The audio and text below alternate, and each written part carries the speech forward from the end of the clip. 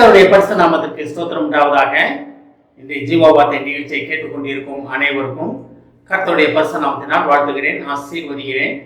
இன்றைய தின தியானத்திற்கு தேவன் கொடுத்த வேத பகுதி, அது எபேசியருக்கு எழுதின நிருபம், அதில் 3ஆம் அதிகாரம், அதில் 20ஆம் வசனம். எபேசியர் 3:20. நாம் வேண்டிக் கொள்ளுகிறதற்கும் நினைக்கிறதற்கும் மிகவும் அதிகமாய் நமக்குள்ளே கிரியை செய்கிற வல்லமையின்படியே நமக்கு செய்ய வல்லவராகிய அவருக்கு. கேட்டுக்கொண்டிருக்கும் உங்களுக்குள்ளே கிரியை செய்ய வல்லவராக இருக்கிற தேவனுக்கு ஸ்தோத்திரம் செலுத்தும்படியாக இன்றைய தினம் தேவன் நம்மளை அழைக்கிறார். அப்ப நமக்குள்ளே கிரியை செய்கிற வல்லமை உடையவர் யாரு? ஆவியானவர். பரிசுத்த ஆவியானவர் நமக்குள்ளே இருந்து நம்மளை வழிநடத்தி கொண்டு நமக்கு கிரியை செய்து கொண்டிருக்கிறார். பிதா குமார் பரிசுத்தவானவர் தங்கும் இடம் நம்ம தான். 1 கொரிந்தியரில் பார்க்குறோம், நீங்களே அந்த ஆலயம். அப்போ நம்மளே அந்த ஆலயம். அப்போ ஆலயத்துக்குள் இருந்து தேவன் கிரியை செய்து கொண்டிருக்கிறார். என்ன கிரியை செய்து கொண்டிருக்கிறார்? நமக்கு தேவையான காரியங்கள், நம்ம உலகத்துக்கு என்ன செய்ய வேண்டும் என்பதை காரியங்கள் நமக்குள்ளே உணர்த்தி கொண்டிருக்கிறார். நம்ம மூலமாக அவர் வெளிப்பட்டு கொண்டிருக்கிறார். இதெல்லாம் எப்போ நடக்கும் அப்படின்னா, முழுமையாக நம்மளை தேவனை ஏற்றுக்கொள்ளும் பொழுது, அவரை விசுவாசித்தவரை ஏற்றுக்கொண்டவர்களாக இருக்கும் பொழுது, அவருடைய நாமத்திற்காக நம்ம உடனும் முடிவெடுக்கும் பொழுது, நம்மளை சுயத்தை இழந்து தேவனை நமக்குள் வாழ்கிறார் என்ற நிலைமைக்கு நம்ம வரும்பொழுது, நம்ம மூலமாக நமக்குள்ளே கிரியை செய்ய வல்லமை உடையவர் அவர் வெளிப்படுவார். அது எப்படி வெளிப்படுவாராம் பாருங்க, எப்படி கிரியை செய்வாராம் பாருங்க. நாம் வேண்டிக் கொள்வதற்கும் நினைக்கிறதற்கும் மிகவும் அதிகமாக. அப்ப நம்ம வேண்டிக்கொள்ள என்ன வேண்டிக்கிறோம்? நம்ம தேவன்ட்ட நம்ம காரியங்கள், ஆண்டவரே எனக்கு இது வேணும், ஆண்டவரே அது வேணும், ஆண்டவரே குடும்பம் நல்லா இருக்கணும், என் பிரச்சனைகள் அப்படி இருக்குது, கணவனுக்கு சந்தோஷம், பிள்ளைகளுக்கு வேலைகள், நல்ல மருமகள் வேண்டும், ஒரு சொந்த வீடு வேண்டும், ஒரு வாகனம் வேண்டும். இந்த மாதிரி நம்மளோட தேவைகள் நம்ம இவ்வளோதான் நம்மளால் கேட்க முடியும். இப்போ நம்மகிட்ட ஒரு எனக்கு 1 லட்சம் கோடி வேணும் ஆண்டவரே அப்படின்னா அவர் கொடுத்துட்டாரு வச்சுக்கிங்க. அதை வச்சு நீங்கள் நம்ம என்ன பண்ண முடியும்? ஒன்றுமே பண்ண முடியாது. எத்தனை ஆலயங்கள் நீங்கள் கட்டுவீங்க, எவ்வளோ செய்வீங்க? அப்போ அதற்கு காலம் வரும். அதனால தான் தேவன் சொல்கிறாரு, நாம் வேண்டிக் கொள்கிறதற்கும் நினைப்பதற்கும் அதிகமாக கிரியை. அப்போ நம்ம ஒரு பேச்சுக்கு சொன்ன 1 லட்சம் கோடி, 2 லட்சம் கோடி கூட அவர் வல்லவர். அவர் உலகத்தின் சொத்துக்கள் அனைத்தையும் உங்களுக்கு கொடுக்க வல்லவர். ஆனால் தான் நம்ம மல்கியால பார்க்குறோம், வானத்தின் பலகணிகளை திறந்து இடம் கொள்ளாமல் போக மட்டும் நிரப்ப மாட்டேனோ, ஆலயத்துக்கு பண்டக சாலைகளே கொண்டுவார்கள் அப்படின்றாரு. அப்போ ஆலயத்துக்கு பண்டக சாலைகளை நம்ம கொண்டு போகிறது எப்படி? நம்ம டைத்து கொடுக்குறோம், காணிக்கை கொடுக்குறோம்.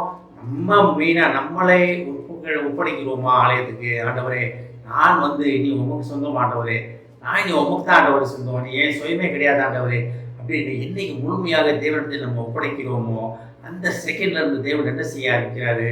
நம்ம வேண்டிக் கொள்வதற்கும் நினைப்பதற்கும் மிகவும் அதிகமாக கிரியை செய்கிறேன் என்கிறாரு. அப்ப நமக்கு நம்ம என்ன விதமாக என்ன வேணும்னு வேண்டிக் கொள்வதற்கு அறியாது இருக்கிறோம்னு பவுல் சொல்றாரு. நம்ம நல்லாவே தெரியும், நமக்கு நம்மளோட காரியங்கள் லிமிட் தான்.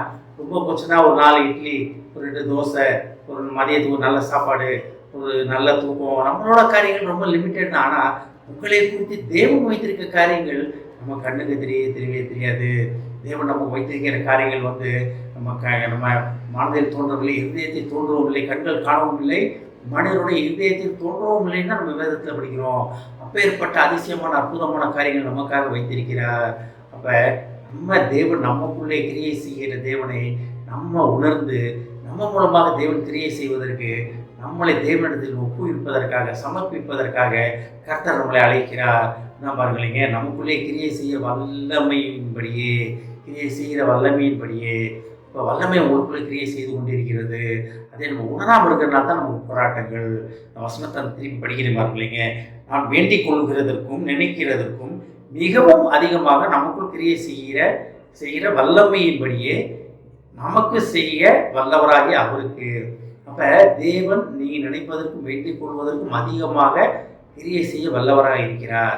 அப்போ நம்ம செய்ய வேண்டிய ஒரே ஒரு காரியம் என்னன்னா, ஆண்டவரே நீர் எங்களுடன் இருப்பதை நான் உணர வேண்டும் ஆண்டவரே, நான் உமக்கு சமர்ப்பிக்கிறேன் ஆண்டவரே, இனி நான் அல்ல ஆண்டவரே, பவுல் சொன்னது போல இனி வாழ்வது நான் அல்ல, எனக்கு கிறிஸ்துவே வாழ்கிறார் அப்படின்ற நிலைமைக்கு வரும்போது நம்ம நினைக்கிறதுக்கும் வேண்டிக் கொள்வதற்கும் அதிகமாக கிரியை உங்கள் மூலமாக தேவன் செய்ய போகிறார்.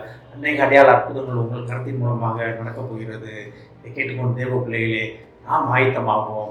ஆமென். ஜெபிப்போம். எங்களை அதிகமாக நேசிக்கும் அன்பின் பரலோக பிதாவே, நாங்கள் வேண்டிக் கொள்வதற்கும் நினைக்கிறதற்கும் மேலாக எங்களுக்குள்ளே அதிகமான கிரியைகளை செய்ய வல்லவராகிய தேவனாகிய உமக்கு ஸ்தோத்திரம் செலுத்துகிறோம் ஆண்டவரே.